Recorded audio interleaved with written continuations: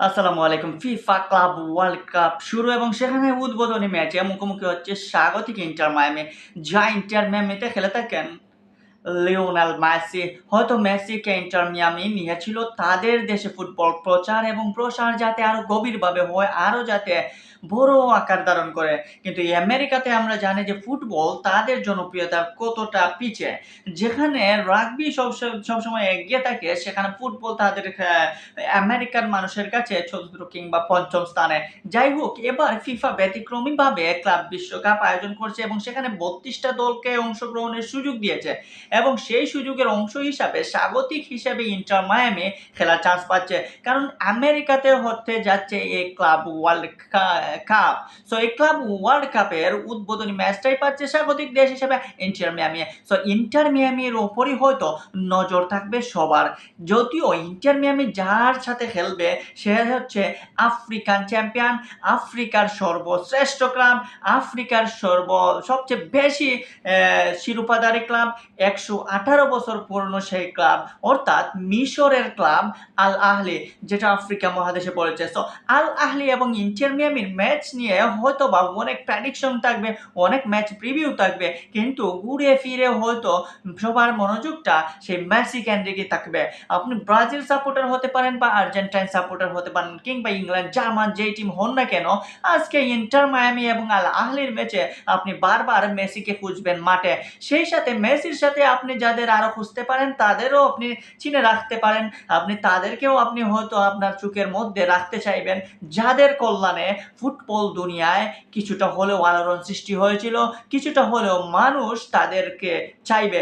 যেমন Luis Suarez, উরুগুয়ানের striker, আমরা জানি গোল্ডেন বুট জয়ী একজন প্লেয়ার, এবং উরুগুয়ান স্ট্রাইকার লুইস সুয়ারেজ যখন বার্সায় ছিলেন তখন মেসির সাথে তার কতটা বন্ধুত্ব ছিল, এবং এমএনএস যেটাকে বলি আমরা, এই মেসি নেইমার সুয়ারেজের জুটি, সেটা হয়তো কেউ বলার নয়। সো সেই মেসির পাশেই খেলবেন লুইস সুয়ারেজ।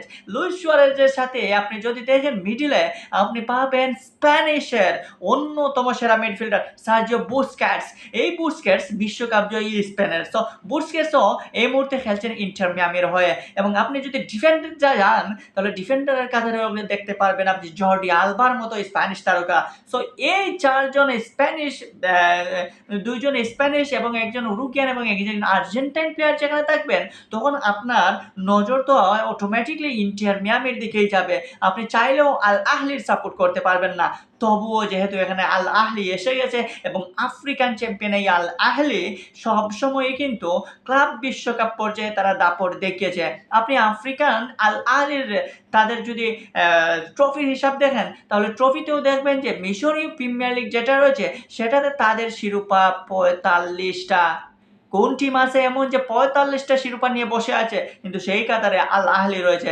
আল আহলিতে হয়তো কোনো তারকা প্লেয়ার নাই, আল আহলিতে হয়তো কোনো স্প্যানিশ কিংবা ইউরোপিয়ান যে কোনো টিমের কিংবা কোপা আমেরিকার কোনো প্লেয়ার নাই, কিন্তু আল আহলিতে যারা রয়েছে তারা হচ্ছে মিশরের প্রভাবশালী ফুটবলাররা। আল আহলিতে যারা রয়েছে তারা মিশরের সেরা প্লেয়াররা। আল আহলির গোলকিপার তিনি কিন্তু মিশরীয় গোলকিপার এবং মিশরের জাতীয় দলের গোলকিপার, এবং তিনি গোলবার সামলাবেন। সেই সাথে আল আহলির ক্যাপ্টেন্সির যে দায়িত্বটা সেটাও কিন্তু ওই মিশরীয় গোলকিপারই সামলাচ্ছেন। সো আল আহলি এবং ইন্টার মিয়ামি দিয়েও শুরু হলেও এই ম্যাচে দেখা যেতে পারে বিশাল বিশাল কিছু ম্যাজিক্যাল মোমেন্ট, কারণ যেহেতু আমেরিকায় খেলা এবং লিওনেল মেসি যদি কালকে শুরু থেকেই ম্যাচে খেলতে পারেন, তাহলে আর্জেন্টাইন ফ্যানরা তো মুখে আসে মেসির খেলা দেখার জন্য, মেসিকে দেখার জন্য, মেসির সেই ম্যাজিক যেটা দেখার জন্য।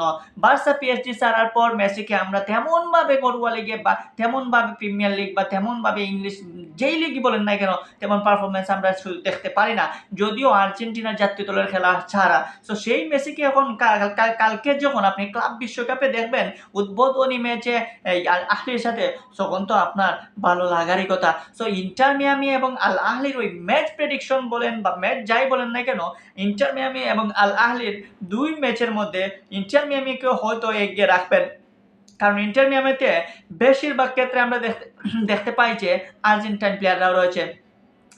কম হলেও ইন্টার মিয়ামিতে 4 থেকে 5টা আর্জেন্টাইন প্লেয়াররা রয়েছে, কারণ তারা এখন আমেরিকার যে ইন্টার মিয়ামি টিমটা, সেই টিমটা বেশিরভাগ ক্ষেত্রে কোপা আমেরিকার দলগুলো থেকেই প্লেয়ারদের তারা নিয়ে আসে, এবং সেক্ষেত্রে তারা এই উরুগুয়ে এবং আর্জেন্টিনা এদেরকেই প্রাধান্য দেয় বেশি, যদিও ব্রাজিলেরও একটা প্লেয়ার রয়েছে ইন্টার মিয়ামিতে।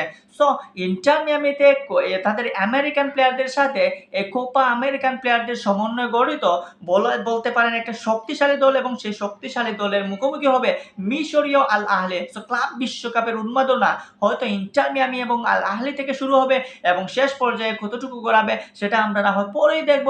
তাই যতটুকু বলতে পারেন হয়তো সবাই সাপোর্ট করবেন ইন্টার মিয়ামিকে, কিন্তু যারা খেলা দেখেন, যারা মিশরীয় ফুটবল ফলো করেন, যারা আল আহলি ক্লাব চিনেন, তারা হয়তো ভুলেও কখনো ইন্টার মিয়ামিকে সাপোর্ট করতে যাইবেন না, কারণ যেখানে আল আহলি রয়েছে। তো আল আহলি এবং ইন্টার মিয়ামির ম্যাচটা জমজমাট হোক সেই প্রত্যাশা, এবং সেই ম্যাচে ফুটবলের যে এনজয়টা আছে সেই এনজয়টা যাতে ফুটবল প্রেমীরা করতে পারে সেটাই প্রত্যাশা।